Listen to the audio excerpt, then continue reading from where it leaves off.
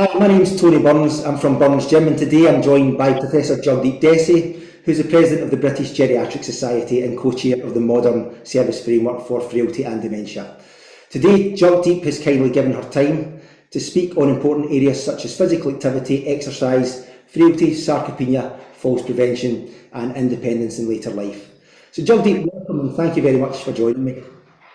Oh, thanks so much, Tony. It's great to be here. Great. So, Jugdeep, if you don't mind giving a bit of a background about yourself, just an introduction, please. Yeah, no, so Tony, so I was born and brought up in Essex, trained in Leicester, and then have been down in London for the last 30 odd years or so. So I've been a doctor now for 33 years. I'm a geriatrician, so specialising in older people's care, working at Guy's and St Thomas's in London. I'm a professor of geriatric medicine, so lots of research at King's College London. And then, as you mentioned, I'm president of the British Geriatric Society and currently co-chairing the Modern Service Framework for Frailty and Dementia. Excellent. Thank you very much for that.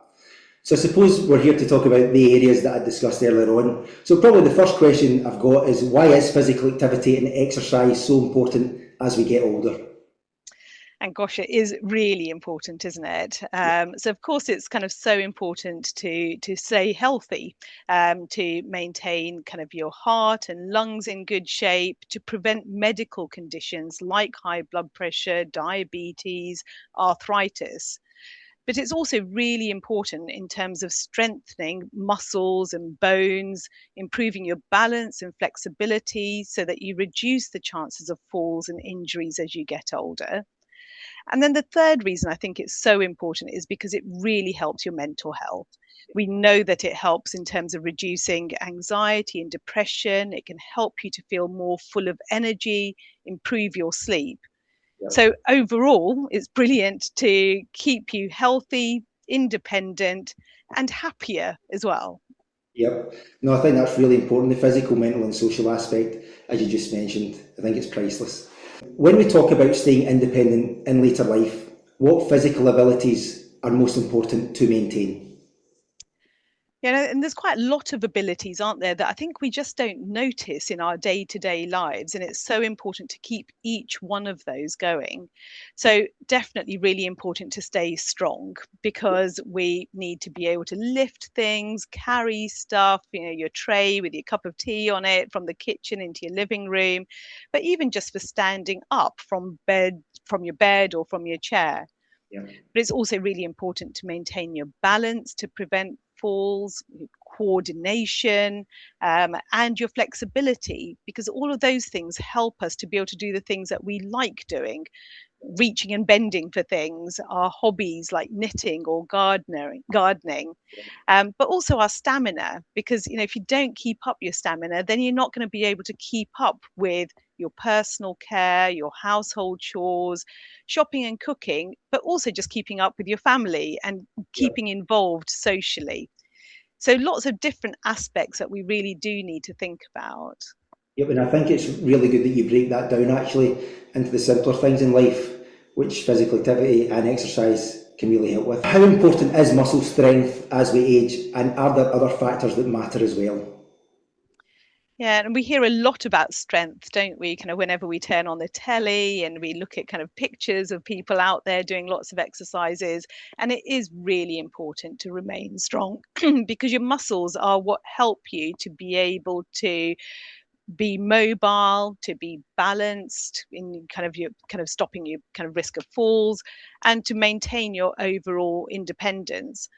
And we need those strong muscles for everything from kind of getting up, walking, going up the stairs, carrying things, and also even if you do fall, for being able to get up off of the floor as well. And the other important thing about our muscles is that if we keep them strong, then we also protect our joints, we keep our posture upright, and that in itself reduces the risk of falls and of fractures. Yeah. So really important to maintain muscle strength. But of course, other things are just as equally important. It's important to keep your heart and lungs as fit as possible, maintaining balance, flexibility, coordination, and mental health as well. Yep. And again, the recurrent theme you can see you mentions the physical components like your strength, balance, these kind of things, power, coordination, flexibility, all important to keep these things intact as we age. So what are the main reasons older adults become more at risk of falling? Yeah, and it is certainly something that I think all of us are really aware of and often really worried about, either when we're watching our parents or our grandparents walking around, or when it's ourselves as you're getting older, that fear of falling really does come into play. And of course, the reason why that happens is because aging in itself does affect many of the body systems that are involved in movement, balance, and coordination. And so we know that as people get older, they are more at risk of losing strength and losing function, of their bones becoming weaker. We know that our balance and our writing mechanisms are more don't work quite as well when we're older compared to when we're younger. So when we're younger and we trip over something, we might be able to kind of regain our balance and not fall to the ground. But of course, other things like your eyesight and your hearing mean that you're less aware of some of the hazards that might be there. For example, a rug that you don't notice that actually the edge of it is kind of a little bit higher and therefore you're more likely to trip over it. And of course, medications as well. Lots of medicines that older people are on can cause dizziness, drowsiness, or lower blood pressure. And so it's often a combination of all of these different things that makes people more prone to falls as they're aging. There is a lot of things in there, actually. Yeah, Quite complicated. Yeah. yeah, it is, isn't it? And I think although it sounds complicated, it's really important to break each one of those things down and think about what can you do for each one of them, whether it's strength, balance, vision and hearing, or medical conditions. And Yeah. there's lots you can do around each one of those. It's important hearing from the vision and the hearing as well. I suppose it affects your balance, but they're Yeah. kind of things that I really talked about as well. So it's nice that you mentioned that too. Yeah, no, sensory impairments are so important, aren't they? So getting your eyes checked regularly, Yeah. kind of accessing those services for hearing as well, really important. What does an effective approach to exercise look like for older adults? Yeah, in some ways, but it's the same, isn't it, for younger people and for older Mhm. people, in that I think it's got to really be suited to the individual. It's got to be suited to your own abilities and your needs. And it needs to be a balanced kind of approach and be something that's very regular. Yeah. And kind of, the fact that we've already talked about all of these different things that happen as people get older really shows why we have to have a combined approach to exercise as you get older. So Yeah. focusing on strength, on flexibility, something that also puts your heart rate up a little bit, Yeah. even if it is just standing up and down from a chair or raising your arms up and down, or of course walking, cycling, swimming if you're able to. So that kind of combined approach is important. Yeah. But ideally, we also want it to be really fun and Right. practical and part of your daily life as well. So, really important that we kind of do these things in a way that makes sense to a person at a different stage of their lives. Yeah. Again, very important you touch on the point of fun as well, because how often do you see people keeping something up regularly that's not fun? And when Yeah, you want someone to keep coming back, it's important you add the fun aspect because the changes are made when people keep coming back and are consistent. So, yeah. And that's where I think teams like yours are just so brilliant, aren't they? Because it's also about having the social support to be able to do that, and the encouragement and the guidance, and also making people feel safe when they're doing it, because they can be really worried that maybe I'm pushing this too hard, or maybe this is why my hip hurts because I've done the wrong exercises. yeah, So really important to have that community around you, whether that's online or whether that's in person. yep, not a great point. So, how would you explain frailty in simple terms, and can it be improved? Yeah, and I think it's one of these words, isn't it, which is now kind of being used a lot, certainly in the medical world and kind of in healthcare, but also I think increasingly kind of we're hearing it talked about on the TV and in the social media and so on. But I think it's really important to recognize that frailty is a medical condition. It's a condition that often affects people as they get older, but it can sometimes happen when people are younger as well. And what it really means is that people are vulnerable. They're vulnerable to getting ill, or having a fall or things like that. And they're vulnerable to the complications related to that illness or to that event. And so it kind of, when people often say to us, so what's it look like, frailty, and how would I know if I was frail? And it normally kind of shows up as feeling tired, walking more slowly, losing strength, having problems with your balance, or finding everyday tasks much more difficult. Yeah. And we know that frailty results in people being at higher risk of falls, of going into hospital, staying in hospital longer, and a loss of independence as well. Yeah. So that's kind of what we often think about when kind of medical people are talking about frailty, as opposed to the way that we often talk about, someone being frail kind of out there in common language. Yeah. Sarcopenia has been talked about a lot more. What should people know about it? Yeah. And so it's kind of one of those words, again, which sounds quite complicated, doesn't it? But essentially what it means is that you're losing muscle mass, so size of muscle, kind of in simple terms, and strength. Yeah. And that happens with aging. And that's what can make everyday activities much more difficult, like getting up out of bed or out of your chair, carrying your shopping. And again, with sarcopenia, we also know that that is associated with a higher risk of falls, loss of independence, poorer quality of life. But like frailty and sarcopenia, the two of them, although they're common, they're not unavoidable. So it's not like all older people are all going to develop frailty or sarcopenia. And there are lots of things that we can do to avoid either of those conditions happening to us as we get older.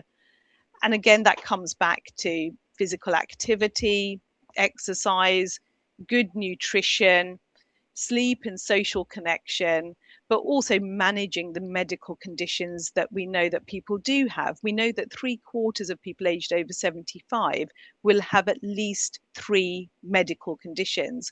And so if we manage those better, then we're also less likely to become frail or develop sarcopenia. I suppose we touched on this earlier on about the social aspect. So we do often focus on the physical side of physical activity and exercise, the benefits of that. What role does physical activity play in mental and social well-being in older adults? Yeah. And you're right, it's kind of, physical activity and exercise is so important for our physical health, but it is unbelievably important for our mental health as well. Lots of studies now are showing us that remaining physically active and exercising can improve your mood, it can reduce stress, it helps to avoid people becoming anxious, and that fear of falling that we see so frequently in older people. But also in terms of depression as well, nice studies showing how it can reduce the chances of developing severe depression. And I think that together helps people to maintain their confidence and their self-esteem. But we also know that it helps your brain health as well. So it helps to improve concentration, memory, and our ability to think clearly. And of course, the more tired we get, the more likely we are to sleep better. And if you sleep better, more likely to have more energy, which means that we're happier as well. So lots of different benefits. And then again, there's all of that stuff around kind of how this can help to reduce loneliness and isolation, particularly if we do things as in groups where we're meeting people, building friendships, laughing together, and staying connected. So you're right, it's not just the physical benefits, it's those wider mental benefits as well. So yeah, what helps older adults stay consistent with physical activity and exercise over time? Now, we do know there's a global issue with adherence to exercise, so what is it that helps? What are these things that help people stay consistent? So I think the first thing is really how we encourage people to take physical activity and exercise up. So the uptake is so important. And then it's about kind of making sure that it's a regular thing that we do. And I think the things that make that happen are if we make it enjoyable, safe, that it becomes a habit, really. And that it's practical. It's not about building up your muscles and kind of, putting photos of yourself up on social media. This is also about being able to do what you enjoy doing. And so whether that is, going on walks or gardening, even on a small balcony, or whether it's playing with your grandchildren. So it's really important to build it into your day-to-day activity. Yeah. And for that, like we were saying, it requires support and encouragement. It means that we've got to make it accessible. So it shouldn't involve fancy equipment or having to get down to a particular type of gym to be able to do this. But it's also important to make sure that there's variety in it, because otherwise you can end up getting really bored doing the same thing day in, day out. Yeah. And there's something about also helping us to kind of see how we are progressing with it. If you see that 1 week or 1 month you are able to do X, and then another month you're able to move that up a notch, then that often makes you feel quite good. So that progression, I think, is really important as well. Yeah. So I think there's lots of things that we can all do to help people to take exercise up, but then also stick with it regularly as well. So if you could give 3 simple, practical pieces of advice to care home staff or families supporting older adults, what would they be? So I think what the first thing is actually just making sure that everybody is moving every day. So often in hospitals and in care homes and in people's homes, we see older people in one position in a chair. And it's really important for all of us to encourage people to move. And whether that's kind of just standing up and down from your chair every time an advert break comes on and say, actually, that's what I'm going to do during that advert break, or whether it's climbing up and down the stairs at that time. But even just having your meals sitting out, certainly kind of in care homes and in hospitals, it's so important that people aren't having their meals in bed if that's at all avoidable. So even just sitting out. So I think that regular movement is key. I think the other thing is about how we help people to kind of make sure that exercise or activity is safe, enjoyable, and fun. And so doing things in groups, or even just, the grandkids doing something for 10 minutes with their grandparents is so important, because then it becomes a habit. And like we were saying, it helps your physical and your mental health. And then the third thing that we've not touched on that much so far is the other daily healthy habits. So nutrition and making sure that people are getting enough protein in their diet as they get older, which is so important for your muscles. Staying hydrated, especially in this hot weather at the moment, even up in Glasgow. So hydration in summer and keeping warm in winter. And then sleep, and encouraging good sleep habits. So regular bedtimes, regular waking times, the kinds of things that help you to get proper rest that allows you to then be physically active during the day. So I think probably those 3 things, I think. Yeah, and thank you for bringing that in at the end, the nutrition as well, how important that is. The protein intake, very, very important, and also the sleep aspect as well, which we didn't touch on. So, Jugdeep, thank you very much for providing your expertise. If there's anything else that you want to add, please feel free, or if you feel we've covered everything. Yeah, no, I think the only thing to add is just reiterating kind of get moving and keep on moving according to whatever you're able to manage. Excellent. Well, Jugdeep, thank you very much for providing your expertise on the certain topics today, and it was really great to speak to you. Thank you. Thanks very much, Tony.